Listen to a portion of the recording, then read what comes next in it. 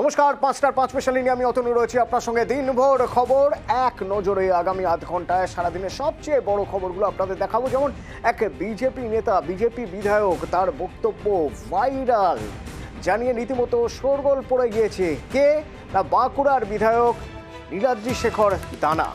কি এমন তার মন্তব্য জানিয়ে শোরগোল পড়ে গেল? আমার সঙ্গে রয়েছেন প্রিয়ব্রত প্রতিনিধি, সরাসরি প্রিয়ব্রতর সঙ্গে কথা বলি। প্রিয়ব্রত, প্রথমে একটু জেনে নেওয়ার চেষ্টা করি, এমন কি মন্তব্য করেছেন নীলাদ্রি শেখর দানা যার জন্য রীতিমতো শোরগোল পড়ে গিয়েছে?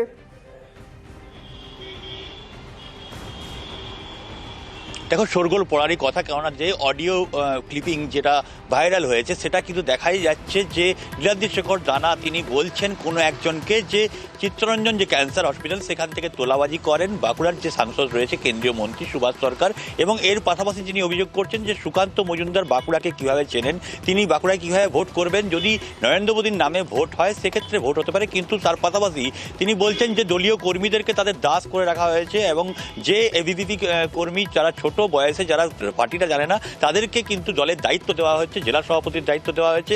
এর পাশাপাশি তিনি নিজের যে লোকসভা কেন্দ্র, বাঁকুড়া লোকসভা কেন্দ্রের আগামী লোকসভা নির্বাচন হতে যাচ্ছে, সেই লোকসভা কেন্দ্রের নিজে প্রার্থী হবেন এমন কিন্তু অডিও ক্লিপিংয়ে তিনি বলছেন, এবং সেইটা কিন্তু তিনি খণ্ডন করেছেন। তিনি দাবি করেছেন এই ভিডিও তার নয়, এই অডিও তিনি নয়, এবং তিনি এসব কথা বলেননি। কিন্তু যে বাঁকুড়ার সাংসদ যার বিরুদ্ধে তার অভিযোগ, সেই সুভাষ সরকার, তিনি কিন্তু কিছুটা হলেও এই অডিও সত্যতা মেনে নিয়েছেন তার বক্তব্যের মধ্য দিয়ে। তিনি বলেছেন অডিও সত্যতা যাচাই করতে হবে, অডিও ক্লিপিং পাঠাতে হবে ফরেনসিক পরীক্ষার জন্য। কিন্তু তার পাশাপাশি তিনি দাবি করছেন যে উচ্ছৃঙ্খল বিধায়ক মন্ত্রীর বিরুদ্ধে এই ধরনের অভিযোগ, মন্ত্রীর বিরুদ্ধে এত মারাত্মক এক অভিযোগ কেন্দ্রীয় মন্ত্রী সুভাষ সরকারের বিরুদ্ধে, তার মন্তব্য তো শোনাবই। তবে ওই যে ভাইরাল অডিও বলছিলাম, ভাইরাল অডিও নীলাদ্রি শেখর দানার, জানিয়ে শোরগোল। কি রয়েছে সেই অডিওয়ে, শুনুন। বিদ্যার্থী পরিষদ লাইন চলছে সারা পশ্চিমবাংলায়, যার জন্য বাচ্চাদেরকে বসে দিয়েছে। যাদের সাংগঠনিক বদন্যতা আছে তাদেরকে কোনো কিছু জানাবে না, জানতে দেবে না, এই একটা ব্যাপার আছে আর কি। যেমন আমাদের লোকসভার যিনি সাংসদ তথা মন্ত্রী, তিনি আপনার চিত্তরঞ্জন ক্যান্সার হসপিটালে পর্যন্ত তোলাদাই করেন। এই যে তোলাদাই করার ভিতরে একটা ভদ্র তোলাদাই করে, যাকে বলে ভদ্রমতার মুখোশ নিয়ে, তিনি সর্বত্রই ঠিক এরকম জিনিসটাই করেছেন, সর্বত্রই করে রেখেছেন এরকম। টোটালটাই চলে গেছে, পুরো বেস্ট লেভেলটা কিচ্ছু নেই। ভোট তো করতে গেলে কর্মীদেরকে চাই না। সুকান্ত মজুমদার কতটুকু চেনে বাঁকুড়ার মাটিকে? কদিন গেছে। কি ভয়ানক! ক্যান্সার হাসপাতাল থেকে তোলা আদায় করছেন বলছেন একজন বিধায়ক। মন্ত্রী তাহলে কি বলছেন শুনুন। ভারতীয় জনতা পার্টির মধ্যেও একজন উচ্ছৃঙ্খল বিধায়ক, আর তাই রাজ্য সভাপতি সম্পর্কে মন্তব্য করছে, সাংসদ সম্পর্কে মন্তব্য করছে, আর নিজের সাংসদ হিসেবে মনোনয়ন নিশ্চিত করে লোকের কাছে বলছে। এটা ভারতীয় জনতা পার্টির আদর্শ নীতি কোনো মতেই নয়। অডিওর সত্যতা তো আমরা যাচাই করব, আর এটাও নিশ্চিত ভারতীয় জনতা পার্টিতে উচ্ছৃঙ্খলকেও শৃঙ্খলাপরায়ণ করার মেকানিজম আছে।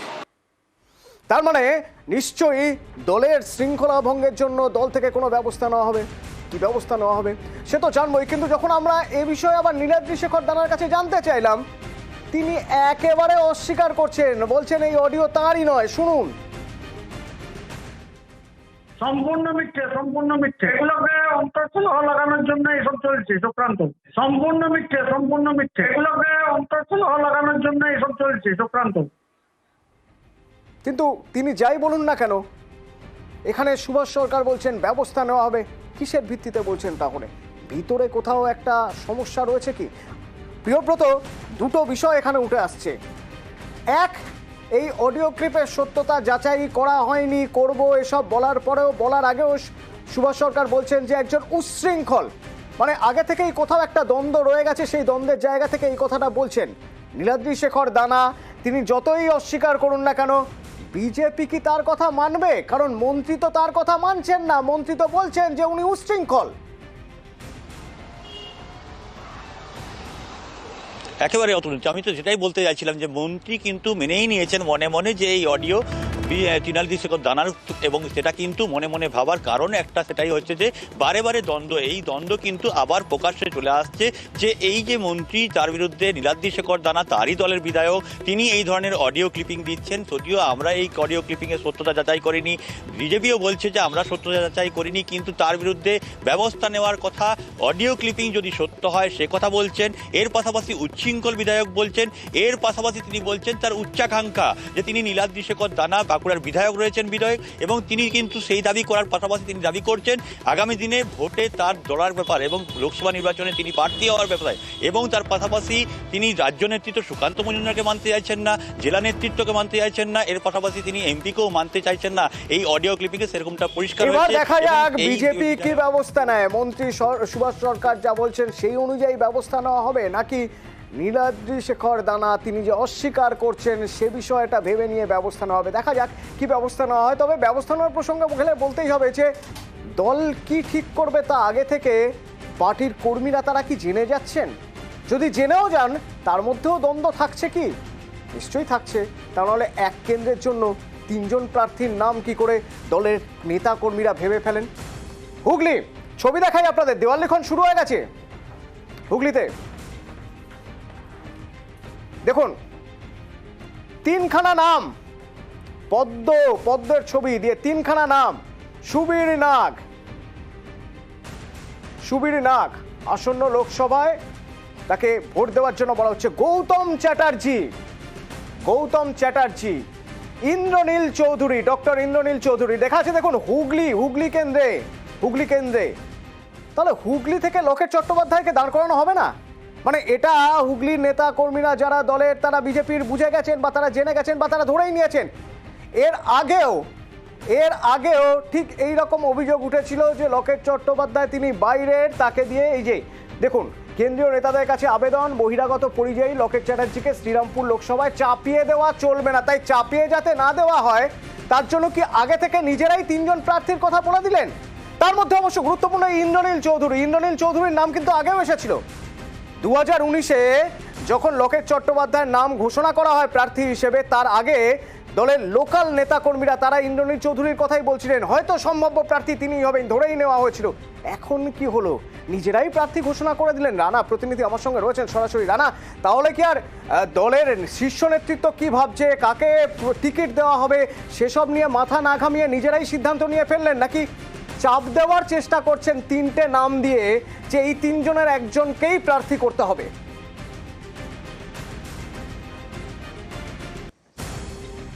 হ্যাঁ দেখো তো অতনু, এখনও ভোটের কোনো দিনক্ষণ ঘোষণা হয়নি। কোনো রাজনৈতিক দলই কিন্তু প্রার্থীর নাম তালিকাও কিন্তু প্রকাশ করেনি।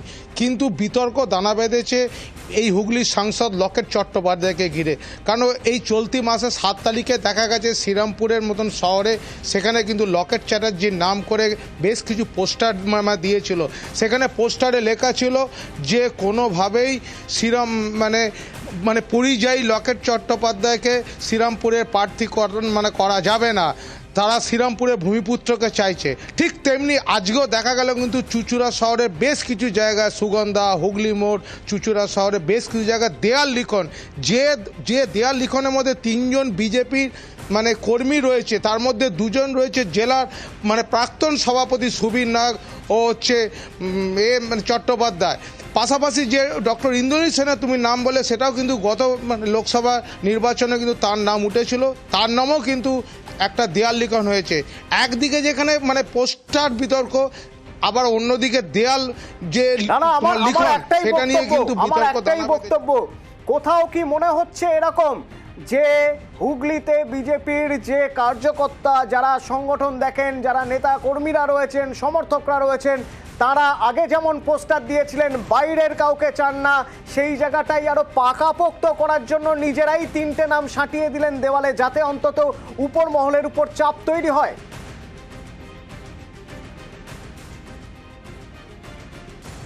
হ্যাঁ দেখো, তোমার এই কথাটারও কিন্তু যুক্তি কিন্তু ফেলে দেওয়া যায় না। তার কারণটা হচ্ছে দলীয় নেতৃত্ব যতই অস্বীকার করুক, বিশেষ করে সুবীর নাগ তিনি অস্বীকার করেছেন। তিনি কিন্তু মানে স্পষ্ট ভাষায় জানিয়ে দিয়েছেন যে মানে বিজেপির বিরোধী যে রাজনৈতিক দল তারা একটা বিজেপির গোষ্ঠী কোন্দল তৈরি করার জন্য এই ধরনের 3 জন নেতার নাম করে মানে দেয়াল লিখন হয়েছে। কিন্তু মানে প্রশ্নটা সেখানে না, বক্তব্য শোনাবো, তবে ভাবতেই কেমন অবাক লাগছে যে এখনো পর্যন্ত দিনই ঘোষণা হয়নি কবে ভোট হবে। প্রার্থী তো তার পরের কথা, তারপর তো দল থেকে প্রার্থী ঘোষণা হবে। তার আগেই দেওয়াল লিখনে একটা মাত্র কেন্দ্রের জন্য 3 জন প্রার্থী একই পদ্ম ফুলের প্রতীকে সেই 3 জনের নাম দেওয়া হলো। তো এই 3 জন নামের মধ্যে একজন সুবীর নাগ। সুবীর নাগের সঙ্গে আমরা যোগাযোগ করেছিলাম, তিনি কি বলছেন শুনুন। যারা লকেট চ্যাটার্জিকে হারাবে এরকম একটা দিবা স্বপ্ন দেখছিল, তাদের স্বপ্নে কোথাও চিড় ধরেছে, তাই নানাভাবে নিজেদের মধ্যে ফাটল ধরাতে এ ধরনের কার্যকলাপ করছে। বিজেপি আরও সংঘবদ্ধ হচ্ছে। আগেরবার যে মার্জিনে আমরা জিতেছিলাম প্রায় 85,000 ভোট, খুব দার্থহীন ভাষায় বলছি আমরা 1.5 লক্ষ ভোটে এই লোকসভায় জিতব। আমাদের দলে এ গোষ্ঠী ও গোষ্ঠী সে গোষ্ঠী তাকে দেওয়া এরকম কোনো ব্যবস্থা নেই।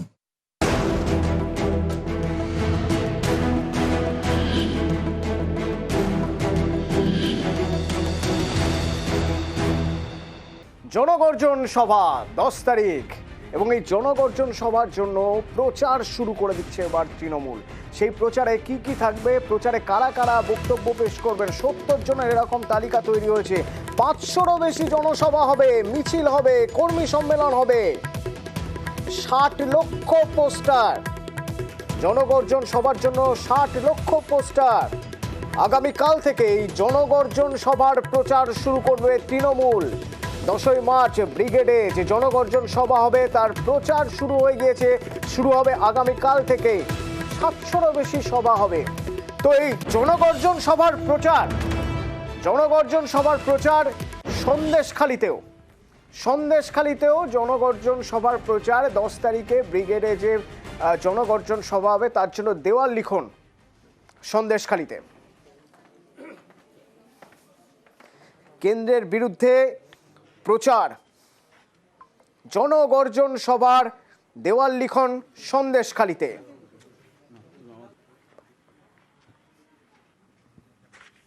10ই মার্চ জনগর্জন সভা ব্রিগেড চলো। সন্দেশখালীর মানুষকে এই বার্তা দিয়ে দেওয়াল লেখানো হচ্ছে। মানুষের অভাব অভিযোগ আমরা শুনেছি, গ্রামে গিয়ে মানুষকে আশ্বস্ত করেছি তাদের পাশে থাকার। আজকের আমরা দলীয় কর্মীরা একসঙ্গে ব্রিগেড যাত্রার যে দেওয়াল লেখন সেটা শুরু করেছি। বারবার সন্দেশখালীর সঙ্গে নন্দীগ্রামের তুলনা টেনে আনছে রাজ্যের বিরোধী দলগুলো। এ প্রসঙ্গে হুঁশিয়ারি দিলেন মমতা বন্দ্যোপাধ্যায়। সব মিলিয়ে দেওয়া ঠিক হবে না। নন্দীগ্রামের জায়গায়, সন্দেশখালীর জায়গায়। শুনুন, সিঙ্গুর নন্দীগ্রাম, খাতড়া বিষ্ণুপুর, এক জায়গার এক একটা চেহারা, সেটা মনে রাখবেন। একটার সাথে আরেকটাকে তুলনা করে নিজেরা দাঙ্গা বাজিয়ে দিয়ে ভুল করবেন না। আমি কোথাও রক্ত ঝরুক চাই না, কোথাও অত্যাচার হোক চাই না। ভান্ডারে আমার অনেক কিছু জমা আছে, কিন্তু আস্তে আস্তে ভান্ডারটা যখন খুলবো না তখন বুঝতে পারবেন কোনটা ঠিক আর কোনটা ভুল। আমি ভুল জিনিসকে কখনো প্রশ্রয় দিই না, এবং জ্ঞান তো দিই না, জ্ঞান তো দেবও না। অজান্তে যদি কোনো কাজ হয়ে থাকে সেটাকেও আমি সমর্থন করি না, সর্বরকম সাহায্য করি।